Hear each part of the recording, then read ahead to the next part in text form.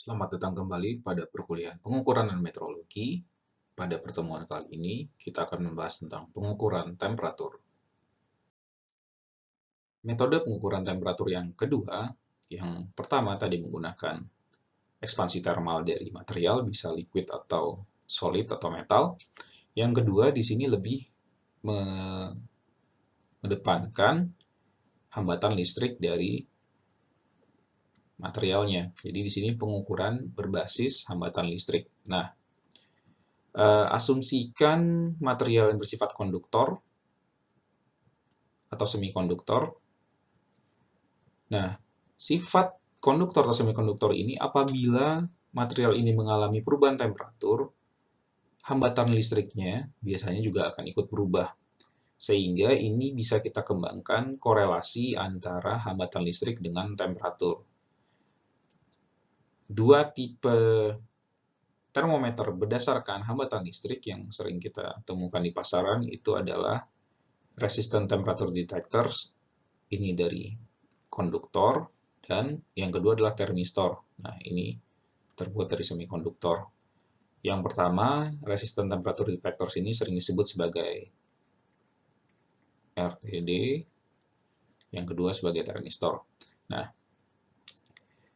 berdasarkan material yang dipilih, biasanya derajat perubahan hambatan listrik terhadap temperatur itu berbeda-beda. Bisa kita lihat di sini, misalnya untuk karbon glass, platinum, rhodium iron, Cernox, nah, atau germanium, kita bisa lihat di sini perubahan hambatan listriknya, responsnya itu berbeda terhadap temperatur, bentuk kurvanya juga berbeda.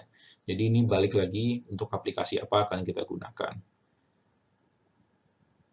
Nah, hambatan listrik itu sendiri dapat kita korelasikan dengan temperatur. Misalnya TO adalah kondisi temperatur awal, T adalah temperatur yang ingin kita ukur, K adalah temperatur koefisien dari material dari si RTD-nya sendiri misalnya.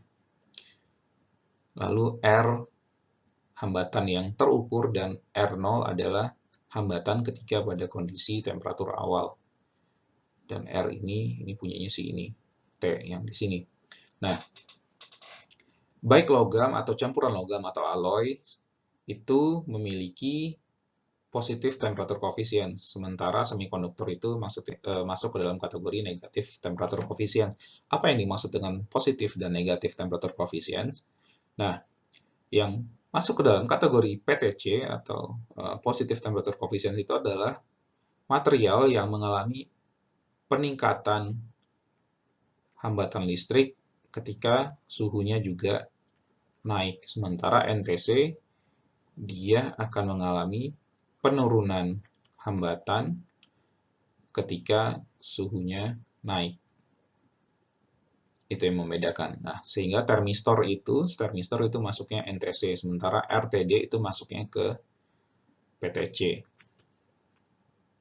Secara umum, RTD itu bisa tersusun atas kawat yang terbuat dari metal di sini. Itu bisa terbuat dari aluminium, karbon, tembaga, emas, besi, nikel, nikrom, platinum, atau tungsten. Dan berikut adalah nilai koefisien temperaturnya. Unitnya adalah 1/derajat Celcius. Nah, apabila kita lihat secara matematis hubungan antara hambatan yang terukur dengan temperatur,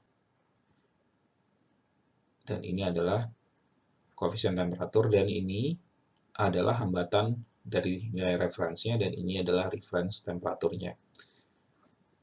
Lalu, seperti yang kita ketahui,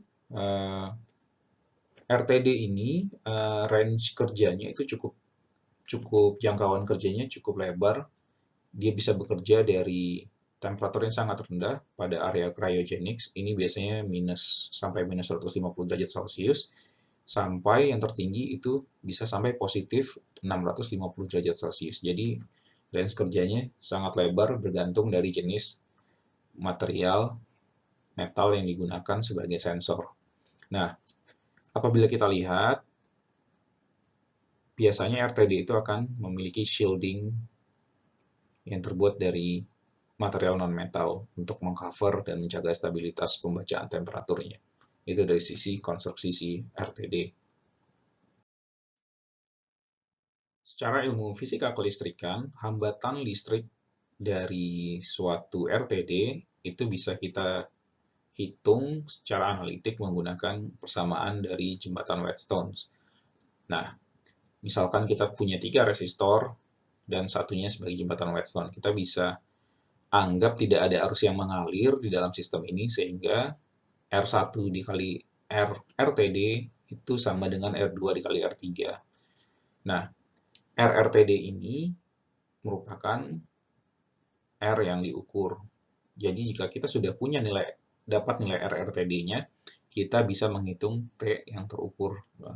Begitu adalah alur berpikir dari pengukuran temperatur berdasarkan RTD. Jadi kita gunakan persamaan ini terlebih dahulu, kita dapat nilai R, RTD, lalu kita gunakan untuk menghitung temperaturnya.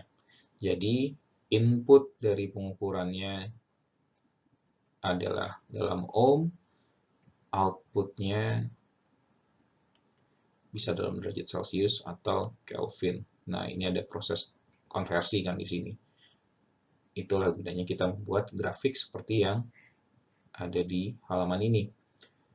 Temperatur tertentu dia punya nilai relatif resistance. Nah, R terukur dan nilai reference resistance-nya. Ini kita bisa lihat di sini dari persamaan yang ada di grafik ini bergantung dari jenis materialnya, bisa nikel, tembaga, atau platinum. Termistor secara harfiah merupakan singkatan dari thermally sensitive resistor. Dari artinya saja kita tahu dia bersifat nilai hambatannya akan berubah terhadap temperatur yang diberikan pada permukaan sensornya. Nah, yang menjadi perbedaan mendasar antara termistor dan RTD adalah sifatnya yang masuk ke dalam negatif temperatur koefisien, di mana hubungan antara hambatan listrik dari termistor itu berbanding terbalik dengan temperatur, seperti yang sudah disampaikan di awal tadi. Dan untuk mendapatkan nilai temperatur dari termistor, kita bisa menggunakan persamaan berikut. Secara bentuk dan fungsi dia berbeda dengan persamaan yang dimiliki RTD tadi. Di sini fungsinya sudah fungsi eksponensial. Kita bisa lihat juga di grafiknya di sini, nilai beta adalah koefisien temperaturnya dari si termistor dan temperatur range yang diukur. Nah, bedanya dengan RTD, biasanya termistor ini lebih preferable digunakan untuk aplikasi yang lebih sensitif atau membutuhkan respons waktu bacaan temperatur yang lebih cepat.